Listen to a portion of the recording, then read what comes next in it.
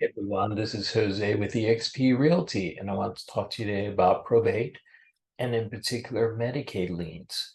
Now, this is something that some people aren't aware of, but if you have a loved one that has been receiving Medicaid benefits, long-term care, or other um, treatments, when they pass away, Medicaid can put a lien against your real or personal properties to recover the costs related to that care. Now, it it is federally mandated that Medicaid, which is a state program, uh, implement a recovery program to recoup those costs. How it is recouped that varies state to state, but the critical issue is if you are looking to protect your heirs and protect your spouse, you would it be in your best interest to talk to an estate planning attorney ahead of time and say, if something happens to me and I have to be um, under the care of Medicaid, what can I do to ensure that the maximum possible amounts are going to my heirs and to my surviving spouse versus going to the government in the form of taxes.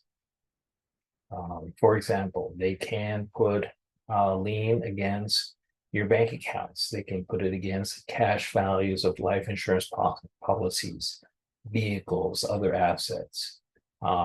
They can put a lien against your primary residence, even though under most protections, most creditors can't do that, but Medicaid can. There are protections, hardship waivers that could be attained to ensure that the surviving spouse and minor children or disabled adult children aren't impacted. And having said that, um, like I say over and over, I am a realtor. I'm not a legal or tax professional. This is part of the estate planning process, and this is a conversation that you should have with an estate planning professional so that you are aware of this situation, the Medicaid liens, and what steps you can take to minimize the burden to your family. If you have any questions or you need a reference, scan a QR code, give me a call, or reach out to me via social media. Look forward to helping you and enjoy this beautiful day.